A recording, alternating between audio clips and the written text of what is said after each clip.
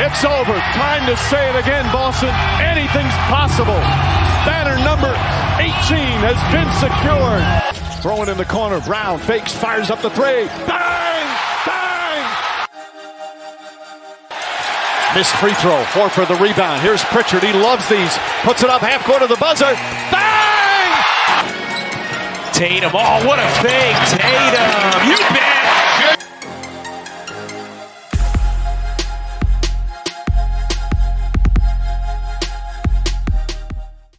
It was just that kind of night for the Boston Celtics, coming off a rough back-to-back where guys were bruised up and some even injured in the case of Jaylen Brown, who sat out tonight, and they had to go up against possibly the hottest team in the NBA, in the Detroit Pistons. What's up, everyone, and welcome in to your Celtic Source, home of your 42-17 second place Boston Celtics. I think we have to start with the Pistons' performance tonight, because what a turnaround they've had this season, right?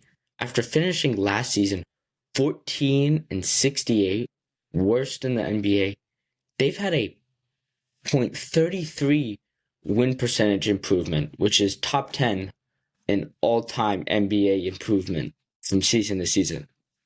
Right? They're now 33-26, and they only picked up one guy in the offseason, in Malik Beasley. And, Malik Beasley had a night tonight, as lots of guys tend to do against the Celtics. But, he's not the type of player that you would think would improve their season by this much. And the reason why they're playing at such a high level right now is because of Cade Cunningham. Right? 21, he didn't even have a great, scoring night tonight, but he did everything else, right? 21 points, 4 rebounds, 11 assists. I think he's top 10, what is he? He's third in assists this year, averaging 9.5 assists per game. So he's getting his teammates involved, and, the Pistons are not usually a great, 3-point shooting team, but they did shoot 40% tonight on the Celtics. What did the Celtics shoot from 3? Celtics shot 42% as well, but that was after going 11 of 16 in the second quarter. I'll talk about that later. But, right, he had, as I was saying, Cade Cunningham, he had this one play where he just absolutely broke JT's ankles, sort of little hesitation and go. And, JT broke Cade's ankles before on a sort of step back 3, but Cade was just getting downhill, getting really any shot he want, getting around Porzingis. Porzingis couldn't, for some reason, he couldn't contest the shot. He sort of plays like, Tyrese Maxey, like two really dynamic, quick guards that are impossible to sort of track down. And then you have Malik Beasley, who, of course, it's the random guy from the bench who is arguably in the 6-man contention, rivaling Peyton Pritchard. And, he certainly put on a show tonight. But, the guys that the Celtics just don't game plan for show up and just knock down everything. 26 points, 6 of 11 from 3. I think he was making these ridiculous shots over Derek White and even KP out on the perimeter. And they were sort of like those D. White, he had maybe a quicker release than Steph Curry, Sam Hauser. He was just catch and release before a defender could even get a hand up. And I think that's why he was getting these over KP in the first place. KP would try and put a hand up, and the shot would already be halfway to the basket. And, Celtics, we'll talk about the Celtics later, but, they were just, out of sorts tonight. Right? And the Pistons, they're a scrappy team, right? The refs sort of swallow their whistles, let sort of guys fight for baskets and physicality, dive in on the floor. And, the Pistons just out-hustled every player on the Celtics to the ball.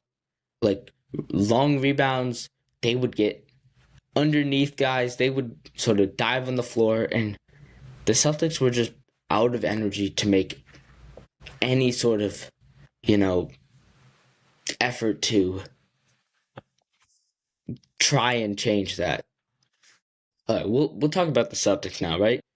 They get off to a terrible start right away to start the game when you would think they'd have their most energy, which is why it wasn't surprising that they could never really get it back going.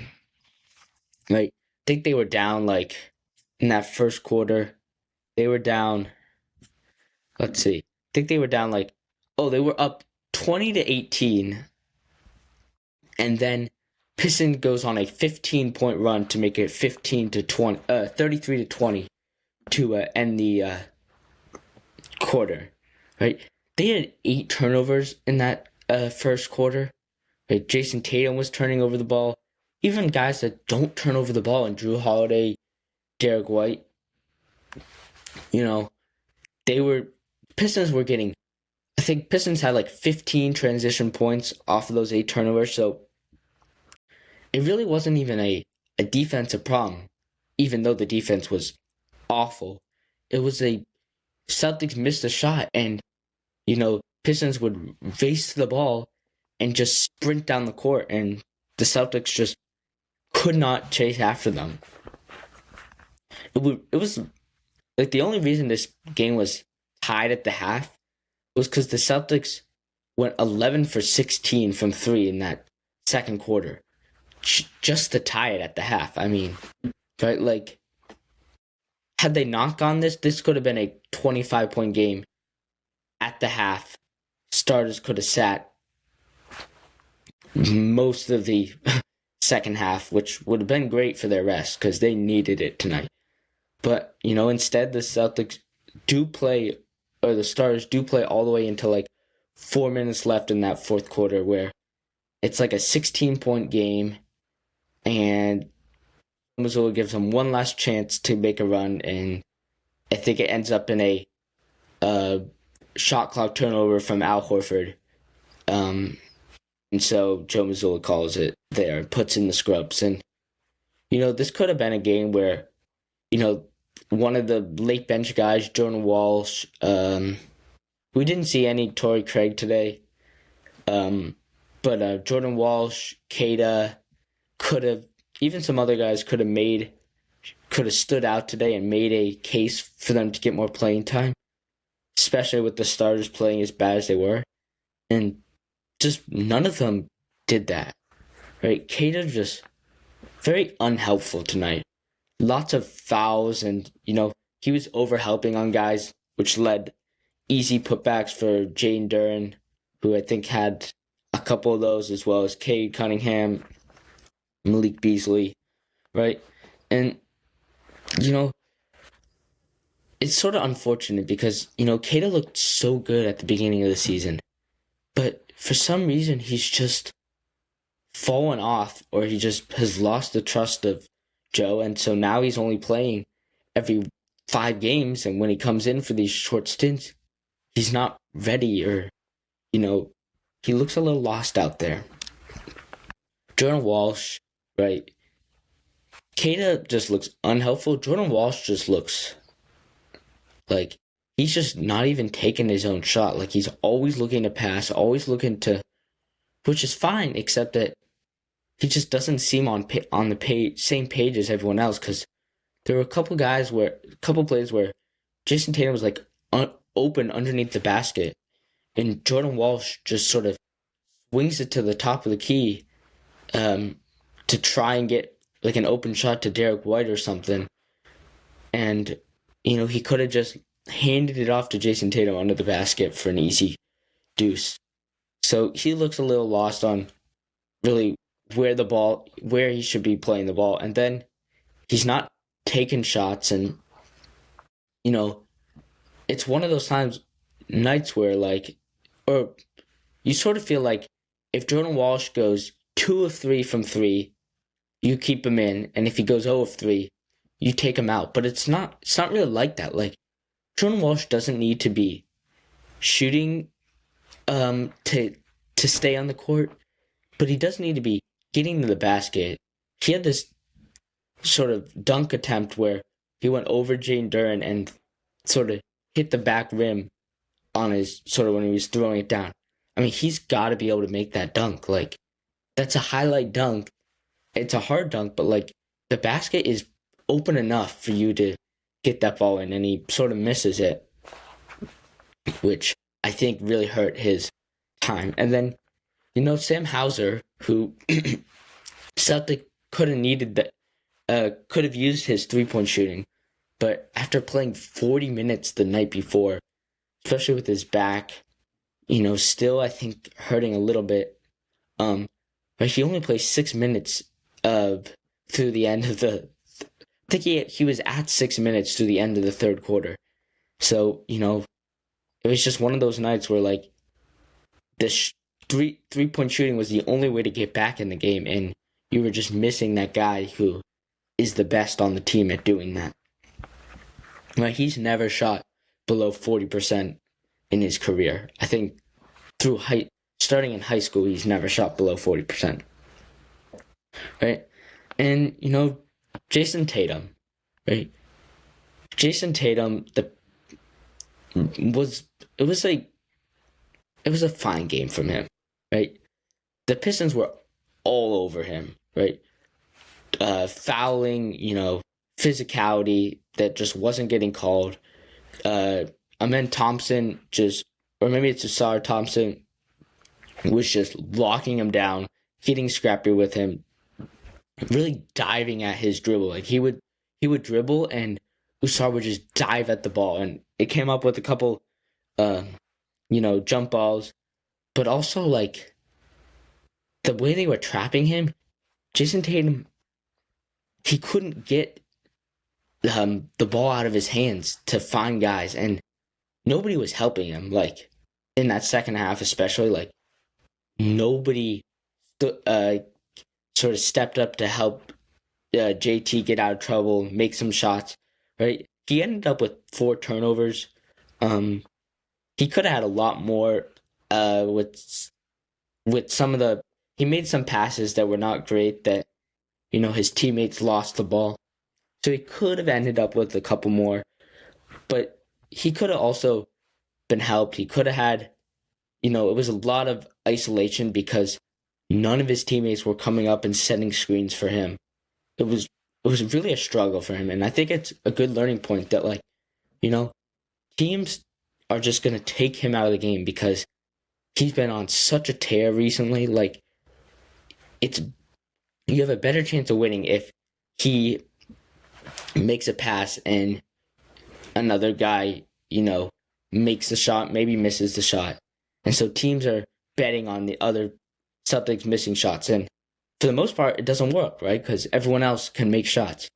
But on a night like this, when Tatum's really the only one that can score, Celtics just struggled, right? And, this is a night where you maybe could have tried Tillman. You could have played Lonnie Walker a little bit. I think he did play a lot the night before. But, like, Tillman is just, like, not even a consideration for Joe Mazzulla. I don't know what it is. Like, I guess Cade does have the rim protection that Tillman doesn't have, but Tillman does seem a little bit smarter than Cade is. And so I don't even know why he hasn't even played in, like, 15 games, it seems like. Or at least not even, like, considerable non-garbage minutes. Right? White gets 18 points. He had a big first half to really tie that game up, and then, cooled off like everyone else in the second. Peyton Pritchard had a nice game. What did he have? Peyton Pritchard had, here you go. He had 18 points, right? 3 rebounds, 4 assists, 5 of 8 from 3. So Peyton Pritchard was on fire in that first half. But then, everyone cooled off in that second half. And so this is sort of the game where, you just move on. They play the Cavs on Friday. That's a huge game at home. Celtics try and, win that series 3-1, improve a game after they lost the game here. And then Nuggets, who, they've already beaten the Nuggets once this season. But, the Nuggets are that team, if the Joker's playing, that really gives you some trouble. So, and they're playing really well right now. So, yeah, I'm going to wrap this up here. Thank you guys so much for watching. Please like and subscribe. Follow on social media. We'll be back for recaps after every game. We have a couple live streams this weekend. One on Friday. Talking about Jayson Tatum and sort of, is he underappreciated? Is he underrated? His some of his comments he had on reaching Larry Bird and being remembered in this game, following LeBron James, Steph Curry, Kevin Durant. So stay tuned for that. And until next time, go Celtics.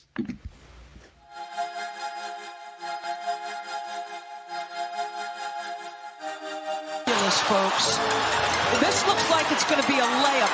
Watch Derek White sprint and tell Jimmy Butler, not happening here.